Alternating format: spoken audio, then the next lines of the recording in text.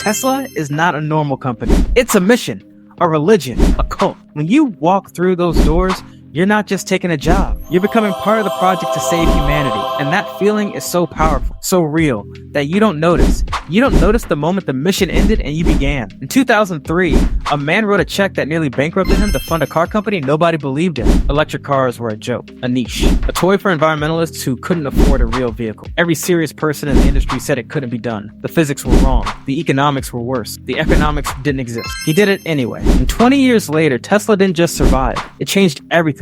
It forced every car manufacturer on Earth to rethink 100 years of assumptions. It made electric vehicles not just possible but desirable. It genuinely, measurably moved the needle on climate change. Elon Musk saved the planet. But here is the question nobody asked. What happened to the people who built it with him? The engineers who worked through weekends and missed their children's birthdays and pushed their bodies past the point of reason because they believed, truly believed, that what they were doing mattered. What happened to them when the mission was done and Elon moved on to the next one? This is every rank at Tesla. And by the end of this video, you will understand something about ambition and sacrifice, and the cost of building someone else's dream that nobody in Silicon Valley wants you to know. Subscribe right now. This channel exists to show you exactly this. You are standing on the floor of the Fremont factory. It is 6 in the morning. The shift started at 5:30. The building is the size of several football fields, and it never stops moving. Conveyor belts, robotic arms, human hands all working in one continuous choreography that produces a new Tesla every 45 seconds at peak capacity. You are one of those hands. You didn't come here for the money. The money is okay. Not spectacular. Not what people assume when they hear you work at Tesla. You came because of what this place represents. Because somewhere in the orientation they told you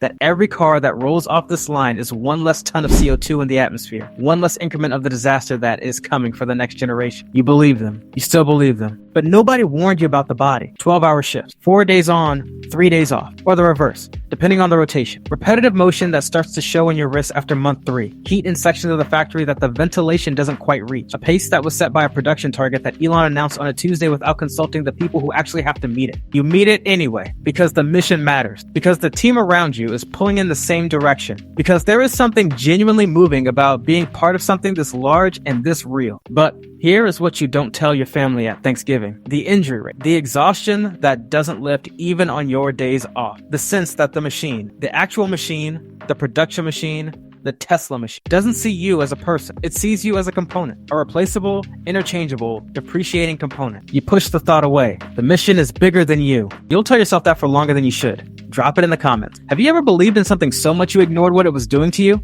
Want to know? You have a degree from a school that gets Tesla recruiters excited. The recruiter called you, that matters. You didn't apply, they found you. They told you about the mission, the pace, the culture. They told you that Tesla engineers don't just write code or design parts. They change civilization. They used that word, civilization. You signed the offer letter that night. Your first month is everything the recruiter promised. The campus energy is unlike anything you've experienced. People are working on problems that actually matter. Your colleagues are some of the smartest humans you've encountered in your life. The cafeteria is good. The parking lot is full of the cars you're helping build. The feedback loop between your work and the product is so direct, so immediate, that it feels almost physically satisfying. Then the first all-hands meeting happens. Elon is on screen. He announces a new production target, a new timeline, a new direction that makes approximately 30% of the work your team has been doing for the past 6 weeks immediately obsolete. You look around the room. Everyone is nodding. Some people look genuinely energized. You feel something you don't have a name for yet. It will take you another year before you recognize it as the first crack in the foundation. You stay late that night, you rebuild the model,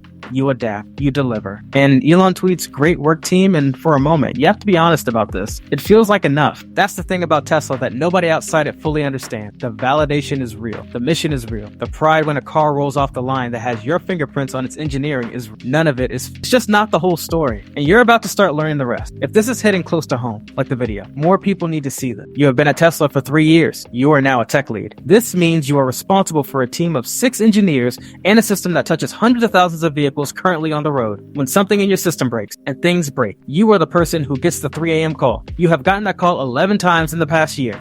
You know because you stopped counting after 10 and then something happened and you had to start again. Your work is important, genuinely, measurably important. You know this because you can see it. In the data, in the vehicles, in the emails from owners who describe how your system has changed their experience of driving. That feedback still moves you. You hope it always will. But here is what nobody tells you about being a tech lead at Tesla. You are a buffer between Elon's vision and your team's reality, between the impossible timeline and the actual human beings who have to execute it, between the announcement and the delivery. Every time Elon tweets something, and Elon tweets constantly, your phone lights up with questions from your team and pressure from above and the requirement to translate chaos into a plan in real time. You have become very good at this. Dangerously good. The kind of good that makes you invisible because everything looks smooth from the outside, even when it is anything but smooth on the inside. And then one Tuesday it happened. You have been working on a project for 14 weeks. Your team has given everything to it. Weekends, evenings, the kind of sustained focused effort that you cannot ask of people more than a few times before it starts to cost them something permanent. You are 3 weeks from delivery. Elon posts a thread,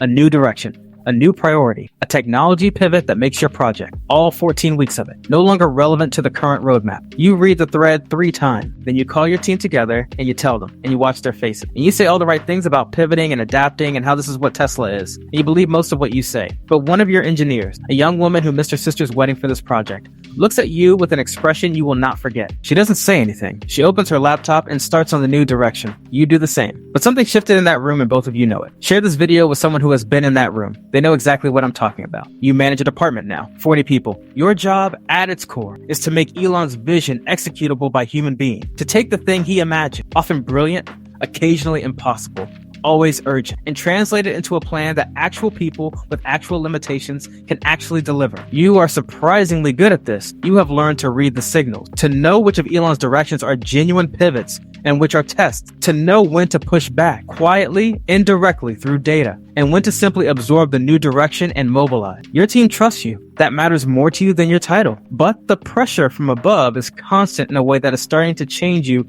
in ways you don't notice until someone who knew you before points it out. Your partner mentions it first. You are harder now, more impatient. You finish people's sentences because you've learned to process information faster than most people speak, and you stopped hiding it. You check your phone at dinner. You check it at your daughter's school performance. Not constantly, just once, just to make sure nothing is on fire. Something was on fire. You handled it from the parking lot while she was on stage. You told yourself it was necessary. Maybe it was. You're not sure anymore where necessary ends and habit begins. And then the thing happens that changes everything. One of your direct reports, a strong performer, someone you fought to hire, someone you considered a long-term asset to the team, comes to your office and resigns. Not for more money, for less. For a smaller company where he tells you with the specific politeness of someone who has rehearsed this conversation, he can have his evenings back. You thank him professionally. You wish him well genuinely. And after he leaves, you sit in your office for 4 minutes doing nothing, which is the longest you have sat doing nothing in longer than you can remember. Do you think the mission justifies the cost? Tell me in the comments. You report directly to Elon now. Let that sentence sit for a moment, because from the outside, it sounds like the pinnacle, the destination, the proof that everything you sacrificed was worth it. From the inside, it is the most exposed position you have ever occupied in your professional life.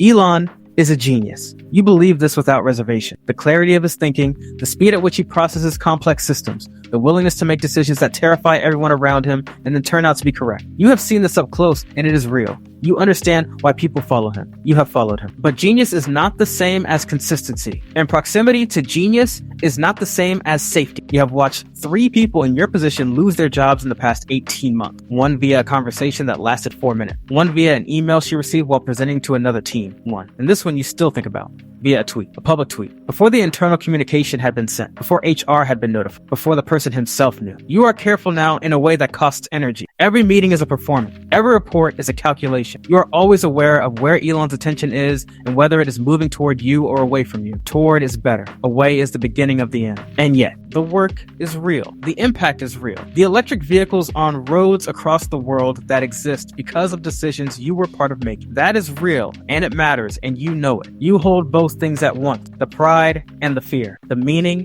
and the exhaustion, the knowledge that you are doing something genuinely important, and the equal knowledge that it could end, suddenly, publicly, without warning, on any given Tuesday. Derby Dakika. This is the part most people never see. The person at the top of the org chart who is one tweet away from being gone, and they know it. They live with it every single day. You're out. Maybe you chose it. Maybe Elon chose it for you. Maybe the distinction has blurred after enough time that you're not sure anymore which version of the story is true. What you know is this. One morning you woke up and you were not a Tesla employee anymore. And the world, the actual physical world, looked the same as it always had. The sun came up. Traffic moved. People went about their lives. Nothing registered the change that felt from inside your chest. Enormous. The first week is disorientation. Your calendar. The calendar that had been full every day for years. calendar that had been the architecture of your existence is empty, completely empty. You look at it and feel something you cannot immediately name. It takes you 3 days to realize the feeling is freedom, and another 3 to realize freedom feels a lot like falling. You were Tesla, not in the way people mean when they say it casually. You were genuinely, deeply,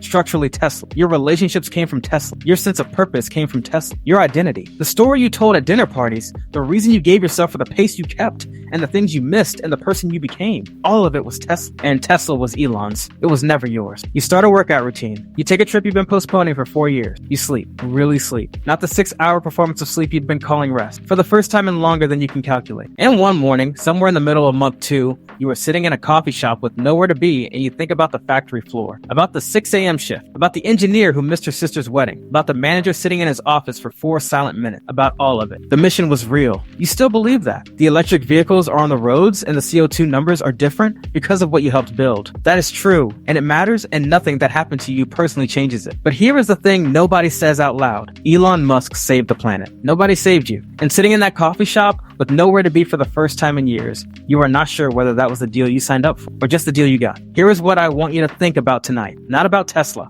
not about Elon, about you. Is there a mission in your life? A company, a relationship, a cause, a belief that you have given so much of yourself to that you are no longer sure where it ends and you begin? Drop it in the comments. Seriously, I read every single one and I replied to as many as I can. If this video made you feel something real, like it, share it with one person who is inside their version of this right now. They need to hear it. Subscribe. Every rank, every institution, every week. See you in the next one.